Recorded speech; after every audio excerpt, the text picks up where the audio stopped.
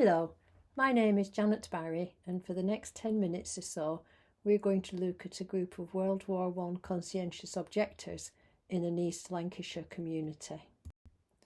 And the area that we are looking at is Rossendale, which is circled in yellow in this not World War I contemporary map, and it's approximately 20 miles north of Manchester. The area developed rapidly during the Industrial Revolution and has a history of non-conformity dating back to the mid-17th century. And we're going to look at this topic via a case study of the Reverend James Barton Turner. Barton Turner was the minister of Zion Baptist Church in Rossendale for most of the first quarter of the 20th century. And his tombstone says that he's faithfully served this church from 1901 to 1929. He was an interesting chap, was Barton Turner, and he may not have served the church quite as faithfully as his tombstone suggests. He was accepted into the Baptist Missionary Society for service in India in 1908 and resigned 6 months later when he became disillusioned with their moral stance and went back to his old pastorate. He was also an unsuccessful Labour candidate in the 1923 general election, published a dictionary of Biblical Aramaic, and was an examiner in Hebrew and Greek at the Manchester Baptist College. He was also a confirmed pacifist and conscientious objector, and this quote from the local newspaper, the Rossendale Free Press, summarises his views on the war. And he possibly went too far at times, because this newspaper excerpt confirms that he was criticised for allegedly saying that it mattered not whether the country was governed by the king or the Kaiser. And this excerpt also confirms that he was active in supporting conscientious objectors in their appeals against conscription.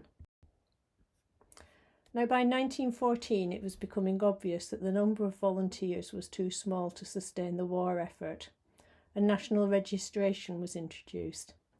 This was said not to be a precursor to conscription, but many didn't believe them, and many conscientious objectors are said to have refused to register.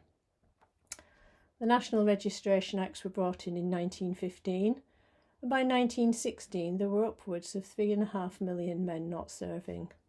So the Military Service Act was introduced, where men of a military age not serving and not in protected occupations were deemed to have enlisted on the 2nd of March. This was initially single men and widowers, was shortly extended to married men. Not everybody wanted to enlist, and those who didn't had to apply to a local tribunal for a certificate of exemption. And these are the exemptions. If you're already in the forces, obviously, if you're not ordinarily resident in Britain, if you had been discharged on health grounds, if you were in the Holy Orders or a minister of religion, or had otherwise obtained a certificate of exemption. So as an ordained minister, Barton Turner was exempt from the call-up. And during the process of issuing certificates of exemption, the difference between a shoe and a slipper was of vital importance in the local area.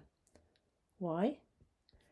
Well, amongst the grounds for exemption would be if serious hardship would ensue to the family, ill health of infirmity, conscientious objection to the undertaking of combatant service, or work of national importance. Rossendale was a major footwear manufacturing district. Shoemakers were exempt because they could make boots. Slippers were deemed luxury items, so their manufacturers were liable to be called up. And the argument hinged on whether the item would ordinarily be worn outside. Getting a certificate of exemption required the objector to present himself before the military tribunal. The tribunal composition has been cynically summarised as elderly local magnates or tradesmen. So on this picture we have the chap on the left who's Liberal and a Methodist, the chap on the top right, Unionist and Church of England, and the gentleman second from the left on the platform, who's liberal and of unknown faith. They often had a Labour man known to be in favour of the war, and locally this was the secretary of the Rosendale Shoe and Slipper operatives.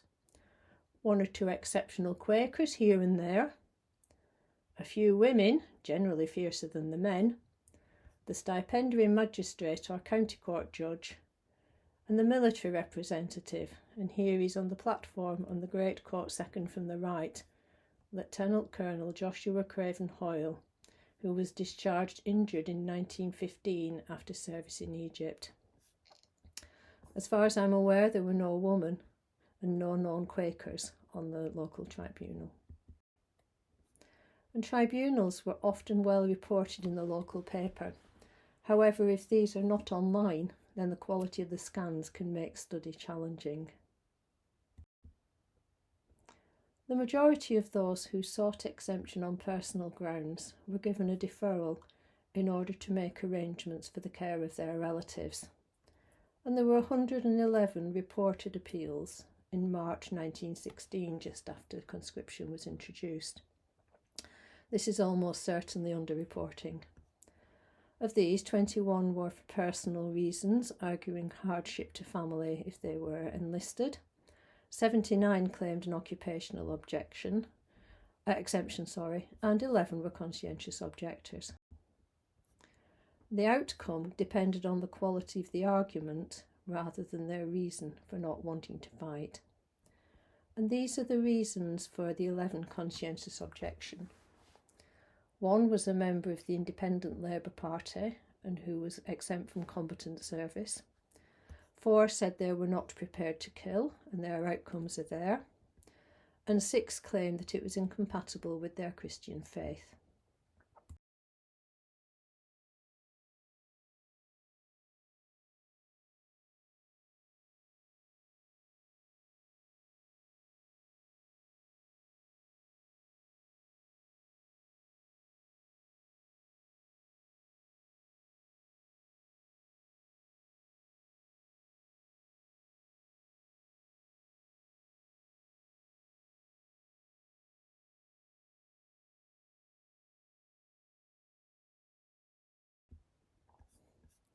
And the reasons that they were given: they were unwilling to take an oath of allegiance to the king, they were unwilling to kill, they wanted to overcome evil with good, or they argued that war was not just.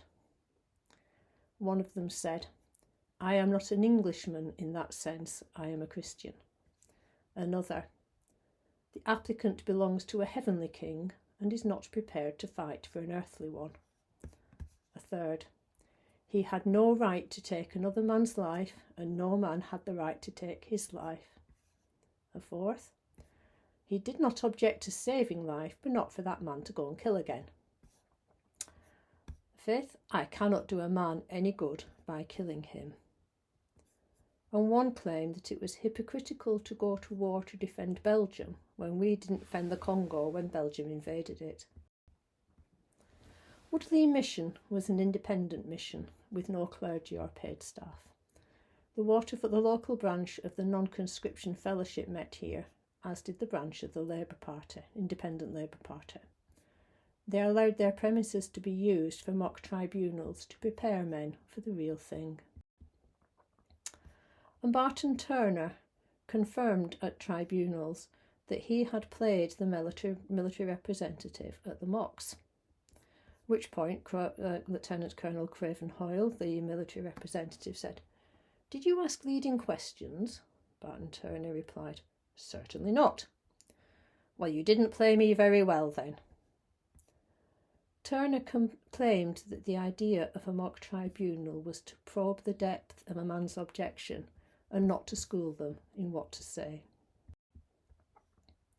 So the outcomes of these appeals for exemption on conscientious grounds. Any Quaker who was prepared to serve in the Friends Ambulance Unit was permitted to do so, but there were few Quakers who applied locally. Those who were offered work of national importance could not continue in their own occupation or in their own area, The concept was that there had to be a degree of sacrifice involved. Many refuse some or all of these as indirectly supporting the war. Thus, opponents to the Friends Ambulance Unit saw it as saving men merely to fight again. Objectors were creative in how they saw work as supporting the war, or even by doing any job if it released someone to do a job which did directly support the war. There were 5 residents of my local one-place study area, the Springle area of Rossendale, who died in World War I, and it would be remiss of us to consider the conscientious objection without considering also those who served and died. Interestingly, another Sprinkle resident, John Hart, left a bequest to the Peace Pledge Union in his will in 1947. John Hart was Harold Hart's brother, and I wonder to what extent John Hart's pacifism arose after the death of his brother in World War I. Thank you very much, and I hope this has inspired you to consider conscientious objectors in your own families or in your own areas.